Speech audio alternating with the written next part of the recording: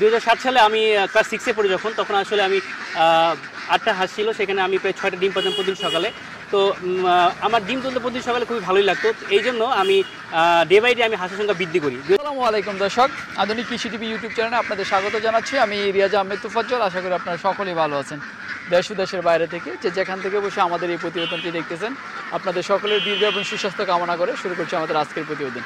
তো দর্শক বন্ধুরা, আপনারা বুঝতেই পারছেন যে আজকে আমি কিসের প্রতিবেদন দেখাবো, কারণ আমার পিছনে রয়েছে অসংখ্য খাকি ক্যামেল হাঁস। আমরা এই হাঁস সম্পর্কে আলোচনা করব। এই হাঁসের খামারটা যে জায়গাটা অবস্থিত, আমি এখন সেই জায়গায় দাঁড়িয়ে রয়েছি। জায়গাটা হচ্ছে শেরপুর জেলার নকলা উপজেলার নারায়ণখোড়া গ্রামের কোয়ালিটি হাঁসের খামার অ্যান্ড হ্যাচারিতে।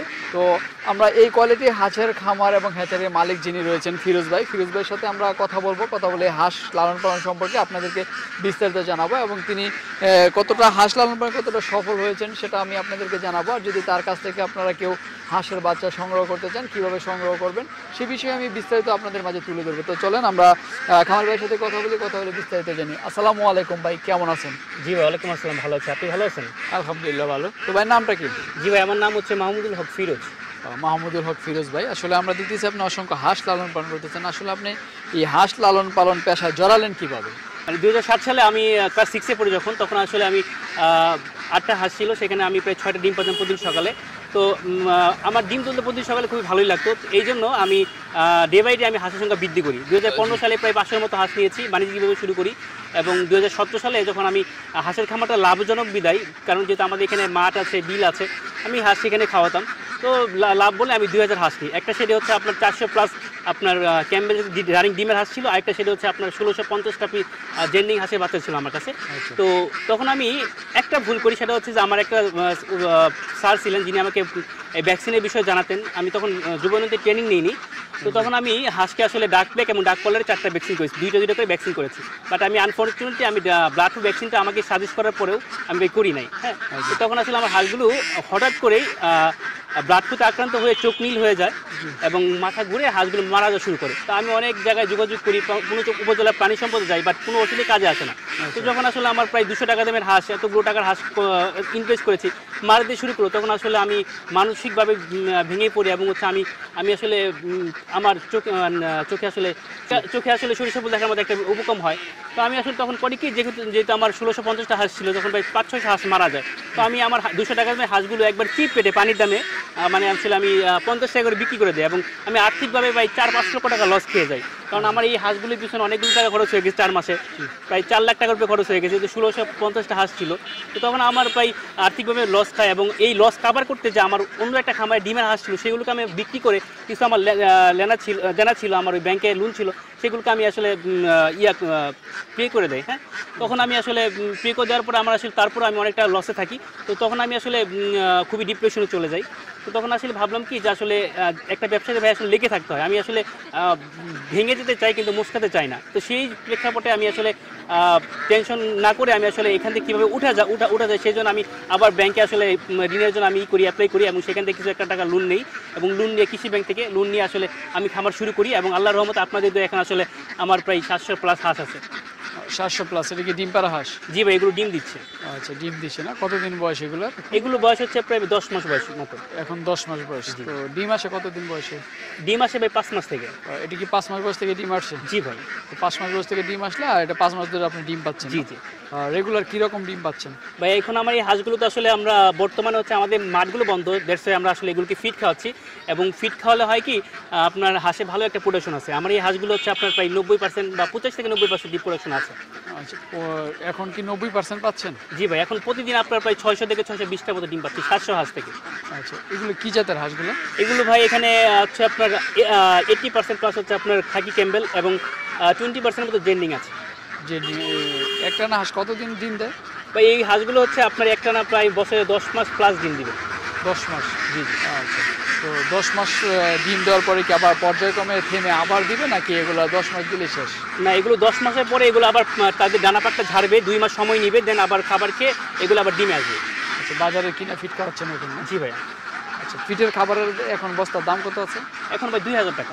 2000 টাকা। তো এই হাঁসের পিছনে প্রতি মাসে আপনার খাবার খরচ যায় কত টাকা? এটা আমার প্রতিদিন হচ্ছে খাবার খরচ হচ্ছে আপনার প্রায় 4000 4500 টাকা খাচ্ছে। এটা কি প্রতি দৈনিক? জি ভাই।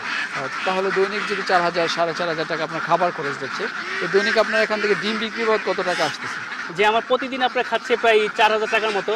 আমি পাশাপাশি ফিডের পাশাপাশি একটু ধান দিই, কারণ ফিডটা খুবই এক্সপেন্সিভ এবং ডে বাই ডে বাংলাদেশের প্রেক্ষাপটে বর্তমান সময় প্রেক্ষাপটে ডিমের ফিডের দামটা বেড়ে যাচ্ছে। সো আমি হাঁসি কিছু সেদ্ধ ধান খাওয়াচ্ছি এবং হচ্ছে আপনার ফিড দিচ্ছি। তো সেই প্রেক্ষাপটে আমার হাঁসে আপনার প্রায় ওই কী বলে যে 4000 টাকার মতো খাচ্ছে এবং প্রতিদিন আমার প্রায় 600 প্লাস ডিম আসছে। 600 ডিম আপনার বিক্রি করতে হচ্ছে আপনার প্রায় 11 টাকা করে। যদি আমরা বাচ্চা ফোটাই, আমরা আসলে ওই যদি বাজারের লোকাল বাজারে খাওয়ার হিসেবে বিক্রি করি, সেক্ষেত্রে আমরা প্রায় 6500 টাকা আসে। 4000 টাকা খাই, প্রতিদিন 2500 টাকা আসে।